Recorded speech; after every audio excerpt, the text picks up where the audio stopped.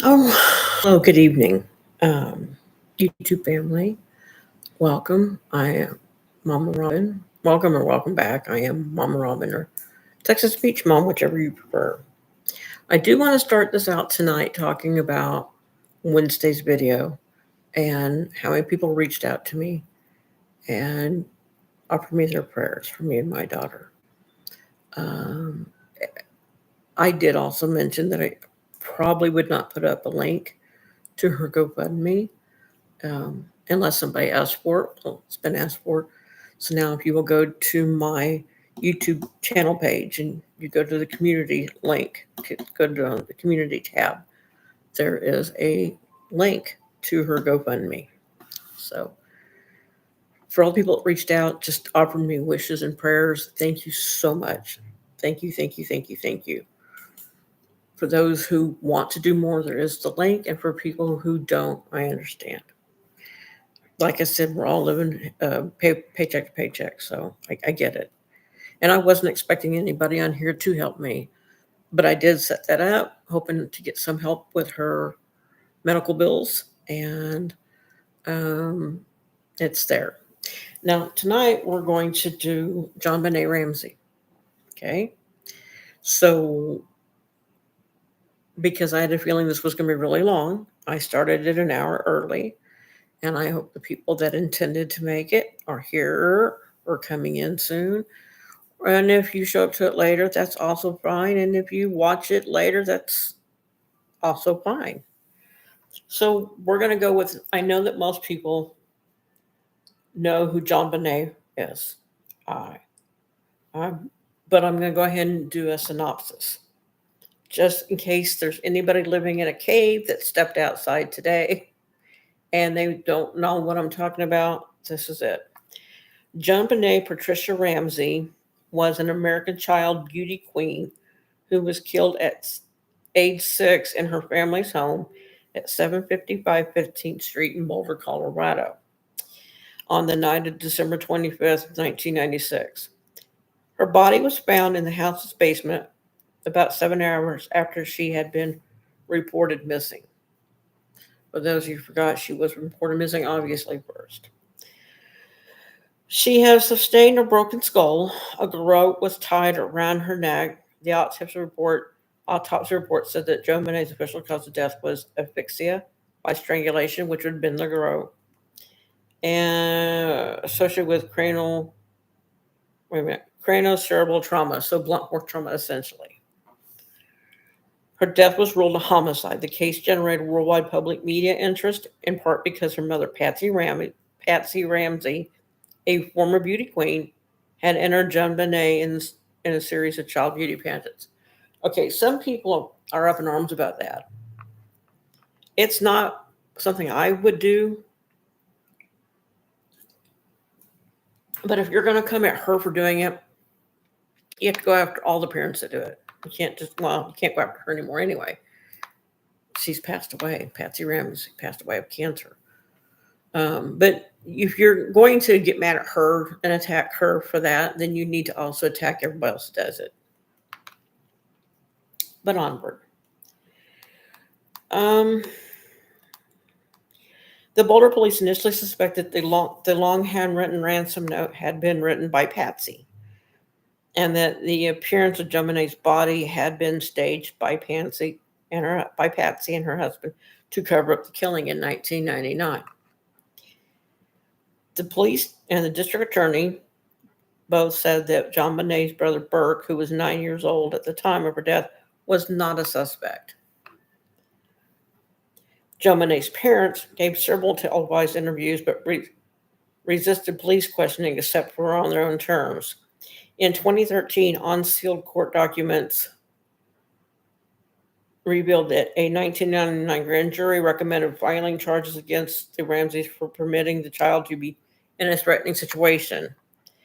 John and Patsy are also accused of hindering the prosecution of an identified person who had committed the crime, the murder of the first degree of child abuse, resulting in her death. However, the DA determined that there was insufficient evidence to pursue a successful indictment.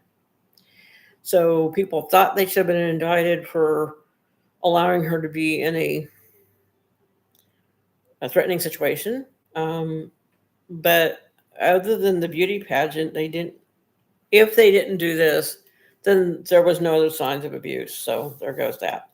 In 2002, the DA's successor took over the investigation from the police and primarily pursued the theory that an intruder had committed the killing.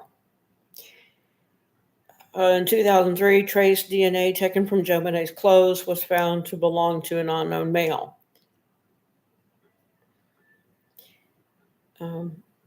Each family member's DNA had been excluded from this match. The DA sent the Ramsay letter of apology in 2008, declaring the family was completely cleared by the DNA results.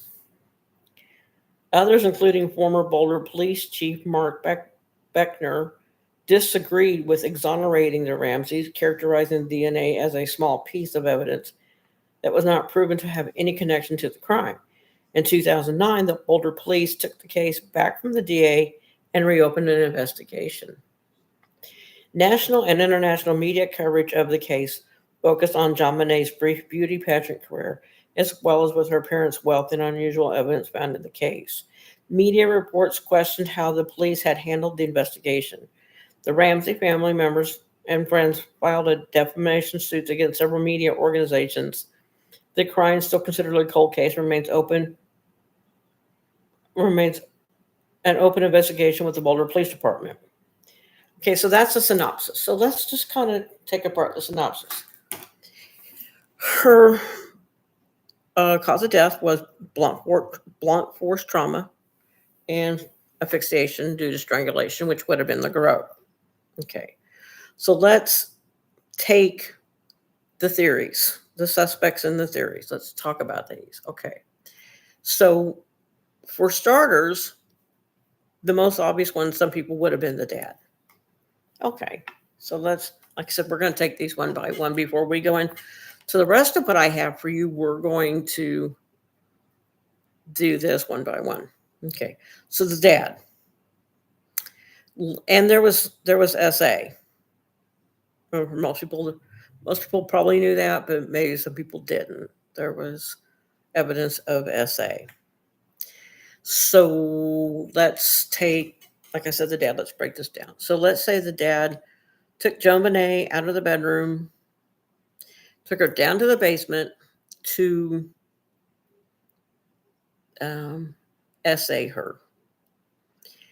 And maybe the garrote or garrote, however you pronounce it, the garrote was made out of twine and a small paintbrush that was found in the home.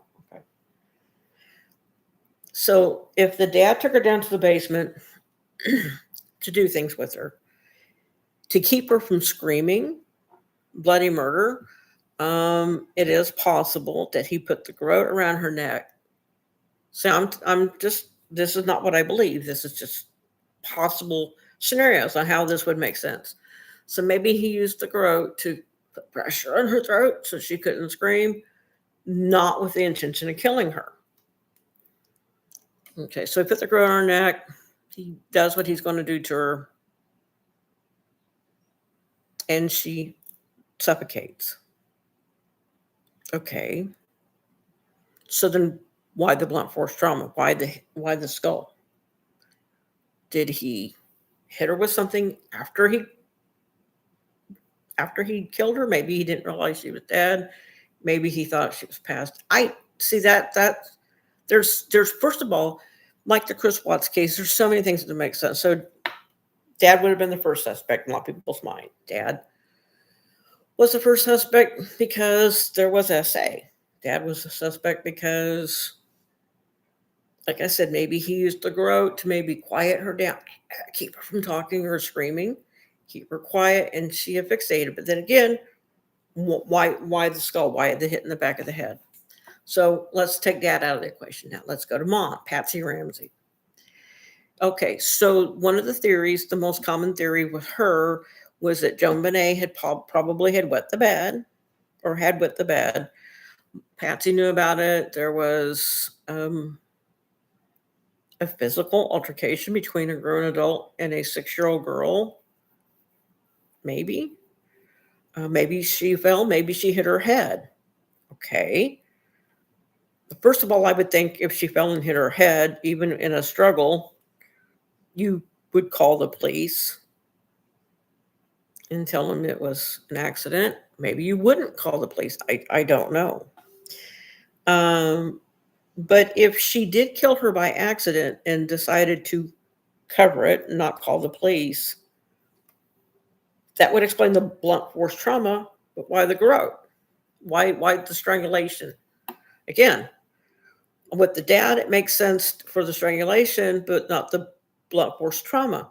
With the mom's theory, it makes sense for the blunt force trauma, but not the strangulation. That and the other reason why she was a suspect is because the 900-page essay that was left on the stairs as a ransom letter, the handwriting, apparently, allegedly, looked a lot like hers. I mean, I don't know. I wasn't there. I didn't see it. And I'm not an expert. Wouldn't make any difference if I saw it or not. Okay. So the handwriting expert, or supposedly there was a handwriting expert that said their writing matched. And I've seen video clips about it. And it does look close. I don't know. But both my children write kind of like me. So I don't know. So as I was saying, the blunt force trauma would make sense if there was an altercation and she fell, but the strangulation wouldn't make any sense at that point. Okay, so we got that. So then let's move on to theory number 3. Their son, Burke, her brother. He was 9 years old. I've heard a lot of people say, oh, including John Ramsay himself, I've heard a lot of people say he was 90 pounds. He was a 9-year-old, 90-pound boy. He wouldn't have killed his sister. Okay, maybe so, maybe not. And I hate to think of kids in that way.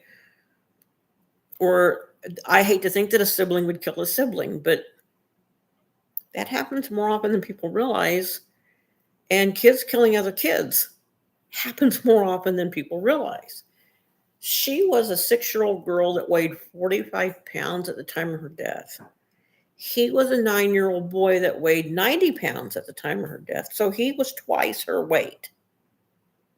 Had he wanted to do something, it wouldn't have been completely out of the realm possibilities.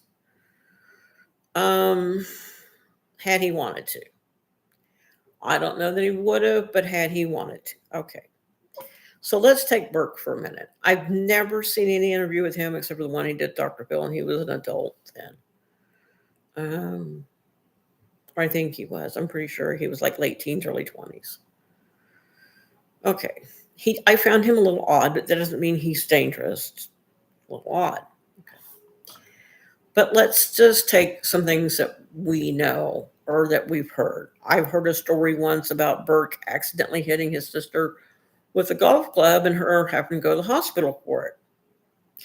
I've also heard stories, but they fought all the time, especially over things like food and toys.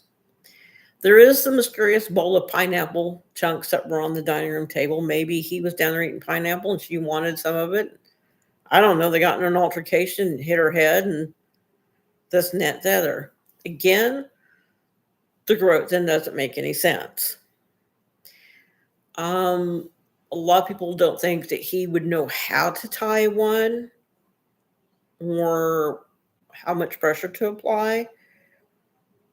I do agree with that for the most part. I know, or I've heard that he was a Cub Scout, and knew how to tie knots, but I don't think that makes him qualified to use a garrote. I don't know. Okay, so scenario. They get in a fight over pineapple chunks. I don't know. She's knocked down. Thank you. Thank you, Danny. I agree that it does. It sounds way too complex for a 9-year-old. That's what my point was. Some people think, like I said, that he did it. All right, so let's pretend for a minute, though. Let's jump into this realm of did he or didn't he? Okay. Maybe he did know how. Maybe he learned it in Cub Scouts. I doubt it, but maybe he did. So did he accidentally kill her, like the blunt force trauma, and then tied the groat to make it look like an adult did it? I don't think that a 9-year-old did this. Like I said, the reason why they think dad did it was because, well, there was SA. So they assumed dad did it. But all the DNA from the SA didn't match anybody in the family. So what, we had a mystery man. But the dad was a suspect, a possible theory, because maybe he was diddling his daughter. And the girl might have been able to use the form to shut her up. And then things got out of hand, but that doesn't explain the blunt force trauma. The mom was a suspect because of her handwriting. Whoever wrote the 900-page essay that they call a ransom letter, their handwriting matched Patsy's. So if her and her daughter got into a struggle over bedwetting and the kid hit her head, that would explain the blunt force trauma, but not the groat. See, that's what I'm saying. There's just too much going on there. And then, like I said, poor Bert. Maybe he hit her by accident with a golf club again. I don't know. Maybe there was a struggle over pineapple chunks. I don't know. Maybe she fell and hit her head. That might explain it. But then again, like I said, the groat. The groat is just too much for a 9-year-old, I think. Now, I could be wrong. These are just my opinions. But I'm trying to take this and I'm trying to break it down and analyze it. Okay. So we have that theory. So I've already covered three possible theories: mom, dad, brother, Berg. Okay, so the groat thing is what's got me. I can see him accidentally killing her. Excuse me. In a struggle. I could see the blunt force trauma then. And maybe the essay. I'm not going to rule that out completely, not because I'm a sick, twisted person, but because that happens also in families too, even with little kids. I don't think so. That's my opinion, but it's one of those theories that's floating around out there. Okay, so then we got an essay and the blunt force trauma, or maybe it was an accident and blunt force trauma. Then again, why the groat? Then we have somebody had pointed out there was a lot of college students in that area. And $118,000 would be a lot of money to a college student. Maybe they broke in the house with the intention of kidnapping her and then killed her by accident. Well, the $118,000 kind of, in my opinion, puts it back on dad, because dad's bonus was $118,000. And the amount in the ransom letter was $118,000. It's a little weird, but whatever. Let's move forward. So there's theories that it was a group of college kids. Why a group of college kids would kidnap a little girl and ask for exactly $118,000 is well beyond me. In an interview I saw recently with John Ramsay, because he was asked, was there check stubs that showed that $118,000 bonus? He said, yeah, they're all over the house. So maybe they saw the check stub and realized he had $118,000, and that's what they asked for. I think that was a little far-fetched. That's actually one of John Ramsay's one of his theories, that somebody broke in and was there in the house and they were waiting. They were waiting for them to come home so they could kidnap the daughter, leave a ransom note, and the kidnapping went wrong. Okay, so that's another theory floating around out there, is college kids. Again, I'm not buying it, but we don't know what they were thinking. Then there's the theory that the maid did it. Really? The maid? I mean, I don't know the maid. And she probably would have known about the $118,000. Again, we got too much going on here. We got the busted skull and we got the groan around the neck. Why both things? Why a 900-page essay called A Ransom Letter on the Stairs? Why the garrote? Why the busted head? Why this essay? I mean, there's just so much in this. So then there's theories of strangers coming into the home, not college kids, not the maid, but like friends of the family. There was a couple of different men. I don't remember their names and I don't remember all the information about them fully and completely. And I'm sure if somebody does, they'll let me know in the comments. But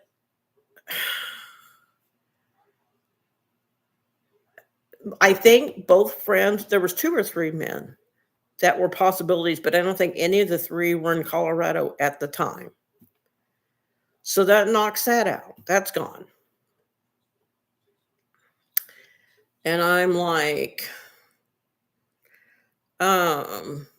okay, so where did the strange DNA come from on the essay?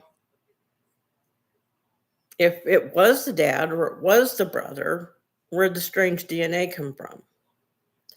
Or is it that maybe the DNA was messed up somehow? Like there was a mess up in the testing. I don't know. See, that's something. There's too many of these. This case, kind of in a little bit, reminds me of Chris Watson. Let me explain how and where. When CBI got involved, well, when the police came, it was already a damn circus. Then CBI got involved and it became a bigger circus. It was already a mess. It was contaminated. Everything was a mess. Well, same thing with Chris Watt's case. CBI came in, it was a mess. My only thought on that one, though, is maybe, I mean, I realized that the CBI that handled JonBenet's case and CBI that handled Chris Watt's case, I realized they're not the same CBI. There's people that have been there for years and people, it probably wasn't the same people. But then my only thought on that one was maybe Colorado needs to do a better job of training their CBI. Yeah. Because that's 2 cases I can think of that happened in Colorado and they were both badly damaged. So I don't know about all that. But I do have a video I'm going to try to play. If I can get things working right. I want a video I want to play. I can't play the whole thing because it's almost 2 hours long. Let me check my volume. I'm going to pull up a video and we'll watch or listen to a little bit of it. And it's a video by Crime Junkie. And it's one of the members of Crime Junkie. Her name was Ashley. She interviewed John Ramsay about 4 weeks ago. So I suggest anybody watching this video, go to Crime Junkie, watch their video, please. It's a podcast actually, but it's put up on YouTube.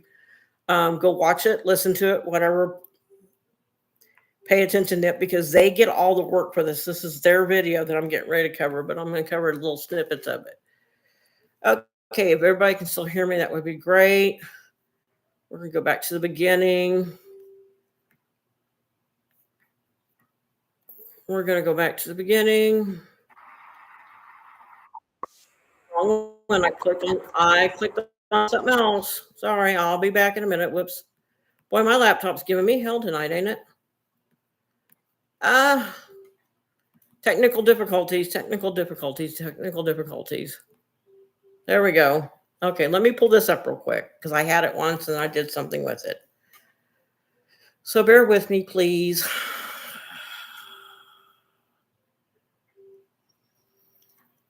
There it is.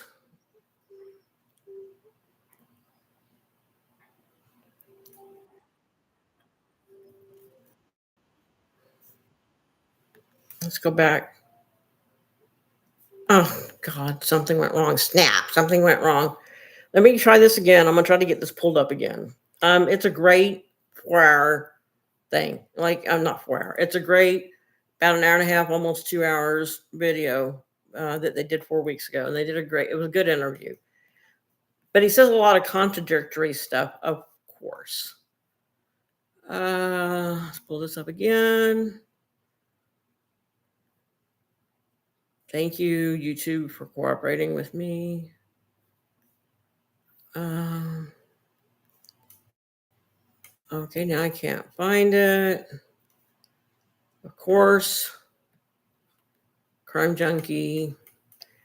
Duh, duh, duh, duh. Okay. Yes. Exclusive.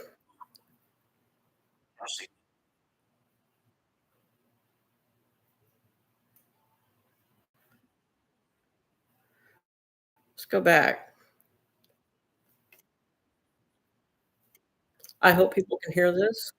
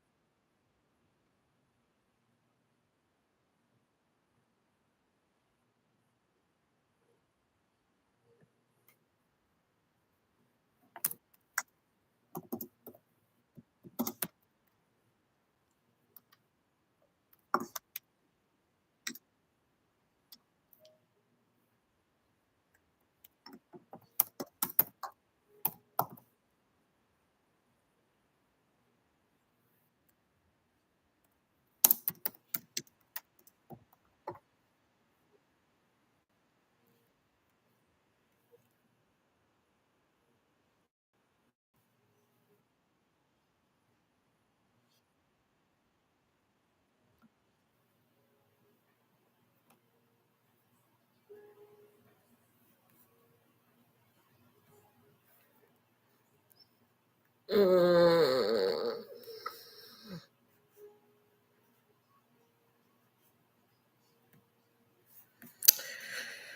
It was playing for me just fine.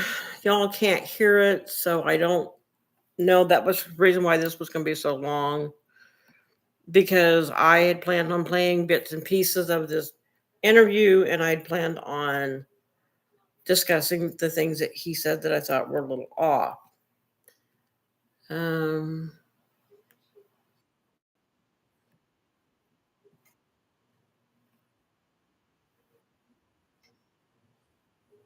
mm, I thought I had this figured out when I planned this. I really did. I thought I had this planned to make this work.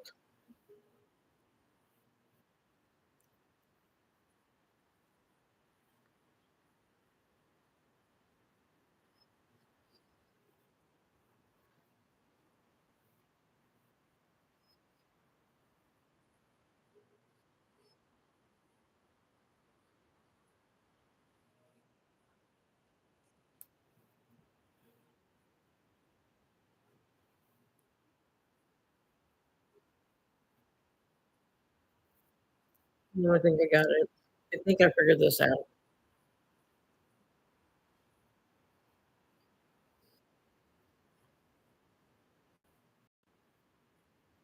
Oh, well, that's not what I wanted to do. That is not what I wanted to do at all. How do I get out of that little mess up now? See what I did? Ain't I? Oh my God. Okay. Let me see if I can fix now what I've done wrong because I apparently have fucked up. And I don't know if I can get out of this now. Oh, well, shit. Uh, that's not what I wanted it to do, obviously. There we go. See, I figured out how to get out of it. I just can't figure out how to get the video in here because, like I said, it's a very good video. He talks about a lot of things. He does say things that are contradictory to the things that we think we know. Like, and it's been many years, and maybe his memory's not where it was, or maybe he had something to do with it. Um, let me see. Let me try this again. I want to play this part of this video. I obviously can't play the whole thing. Because I'll get a copyright strike.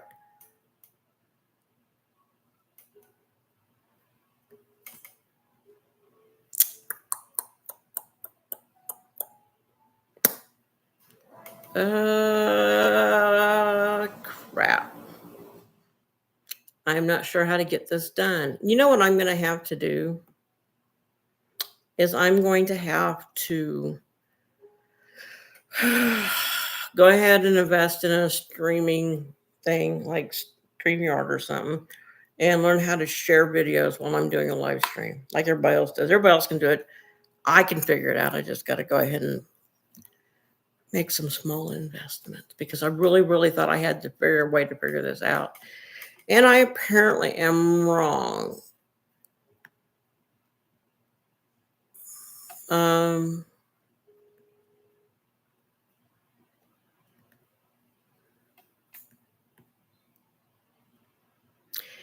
I think I'm about to make the same mistake again. I think I'm about to make the whole same system audio. Yep, I did it again. All right, well that didn't work. Shit. I need to figure this shit out. I know. I this is, like I said, it's a long video and it's very, very good. And I was going to go over parts of it with everybody, and we were going to discuss it. I'm gonna try one more thing. I'm gonna try one more thing. Share screen.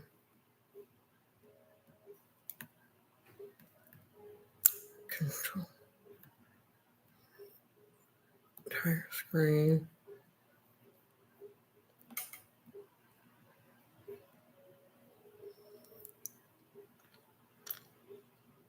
Okay. Yep, I did it again. Alrighty, so that's not the way to do it. I tried all three. I like there were three different ways I thought I could get to it, and I can't. So this may not have been the live stream that I was hoping it would be. I thought I had this figured out. I really did. I thought I had it figured out. I was going to play part of this video so we could discuss it, and I can't figure out how. And now I feel more stupid than I already felt. So there goes that. And that's why I started it early. I figured, well, if we watch some of this video, it's going to take a while. I want to start it a little early. That way we're not up to midnight or 1 a.m. trying to do this. But I fudged up. Because I kind of practiced with a little bit before the live stream, and I thought I had it figured out, and apparently do not. But yeah, that's all I have on the Ramsays is the theories on the dad, the mom, the kid, and why. I mean, everybody knows the synopsis. Everybody knows that. Everybody knows that there was blunt force trauma to the head. Everybody knows there was asphyxiation due to the garrote that was made from a paintbrush and twine. Everybody knows that there was SA. Everybody knows that there was strange DNA. Everybody suspected the dad because within the 900-page essay called a ransom letter, there was an exact amount of 118,000, which just so happened to be the bonus he got. There was the possibility that dad was doing the essay. The garrote might have been used to quiet her down, not to kill her. But that don't explain the blunt force trauma. We all know that the mom was a suspect because the handwriting matched. The handwriting matched everything, and yeah. Damn it! I thought I'd figured out that picture in picture because I was going to have the video over here somewhere in the corner, and we could watch it and listen to it. I thought I had this done. I am not as smart as I thought. Hang on.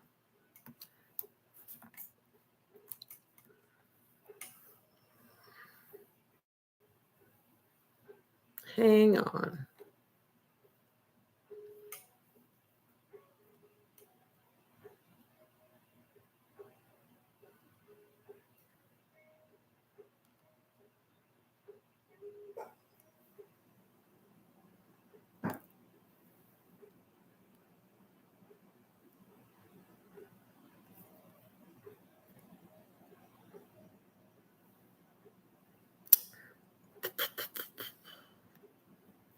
Live stream.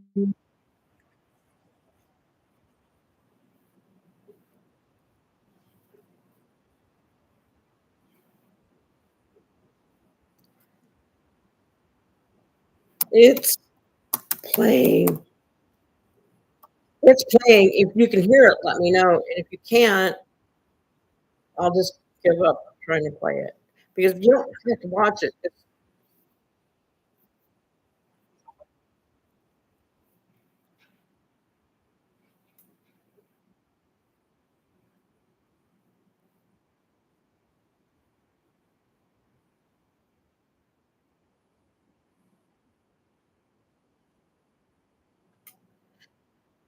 Okay. All right. Well, you know what? Unless somebody else has something they want to talk about or they have questions about another case or something, I might be starting it early and wrapping it up early because I thought I had it figured out and I apparently do not. I feel dumb. Wait a minute. What the hell does this do? Hold on.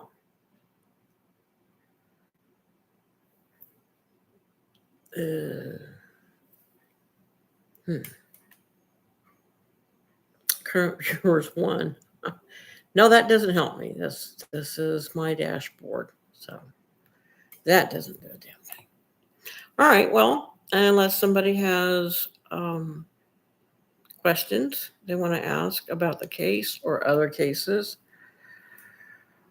I might be started early and wrapped it up early because I've covered everything that we all know. Um, I mean, the interview is good, so I do strongly recommend that people go watch it. Like I said, the name of the group is Crime Junkies. I really feel stupid now. Like I do. I feel dumb. I thought I had this figured out, and I apparently do not. So if you have questions, I guess there's no questions. I know, and I appreciate that. I just wow. I thought I had it too. I was so proud of myself, and I was so excited about doing this when things have been such a mess around here. And I was excited that I thought I had this figured out, and I don't. So if nobody has questions or suggestions or ideas or um, anything, then yeah, it looks like it started early and it's going to end early because I have literally done everything I can think of. I mean, one more option. Hold on. Okay. Why can't I play it?